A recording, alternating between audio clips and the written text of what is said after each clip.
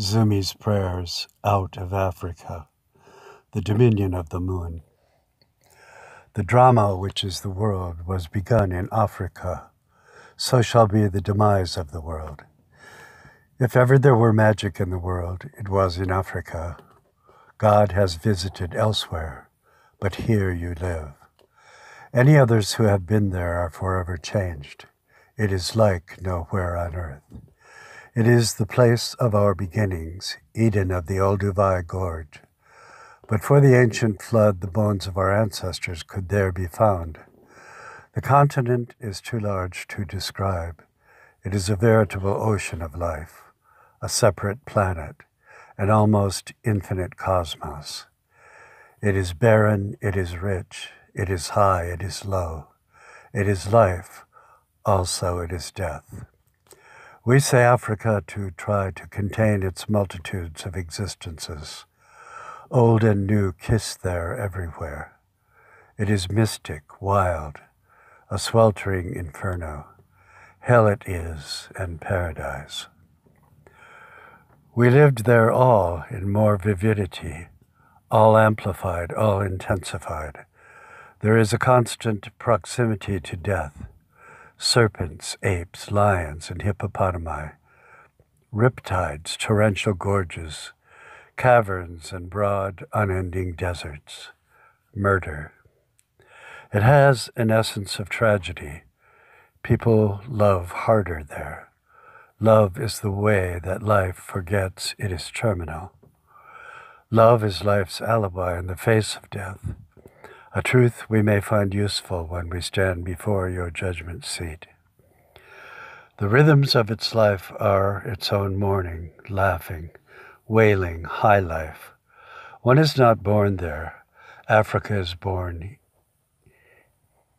in them. Human life is surrounded by confiding animals and is drowned in the supremacy of the land. The tawny lions prowl our memory, the great herds our imagination.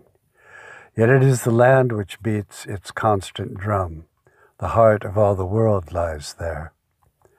The infancy of genes is there, black moving to white.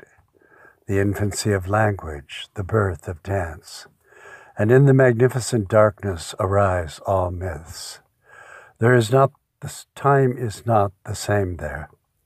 The country is said to cry for its unborn child, which is the inheritor of our fear. It will rob us if we give too much.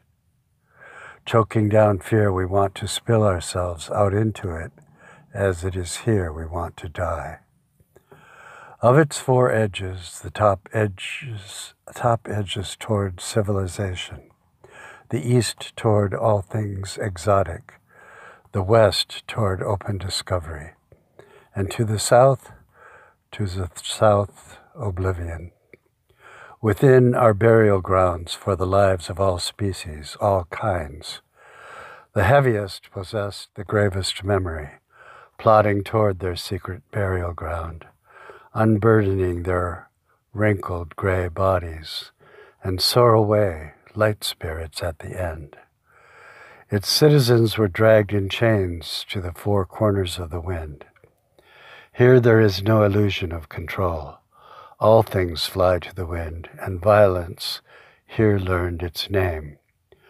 The people tread the earth proudly, walking with measured steps, and draped in striped and fringed cloths, and flash of barbarous ornaments. Bizarre things adorn the neck, charms and gifts of witchmen. The people are savage and superb, wild-eyed and magnificent. There is something ominous and stately about their deliberate progress. A cloud of hush floats with them. A land of sorrow, an unbridgeable wilderness, a colossal body of the Ponsiv, as though it had been looking at the mask of its own tenebrous and passionate soul, looking into the heart of its own darkness. One might wish to be white, but should have an African soul, a soul which is primordial, which was cradled when the world was young. Their art is wide swaths of bright color, body parts exaggerated, figures broken apart and formed in disproportion. Even the coastline of the vast continent provides the silhouette of our soul.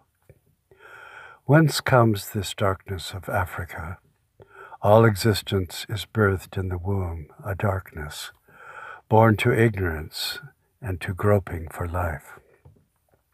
And when they awoke from there, all was seen black, the sky, the jungle, their very skin. Sharks were white, leopards spotted, but they saw themselves black. Why did the sky shriek and shudder, and why the earth open its maw to swallow beast and burden? The mind of them was black, the soul of them was black. It must be that all day they could not see was against them and must be appeased. It was a strong, strange, wild life that breathed darkness. It was not human nor fit for it. The moon slid quite quickly downward, and the country was dead still. The wheel of the stars was covered and rediscovered.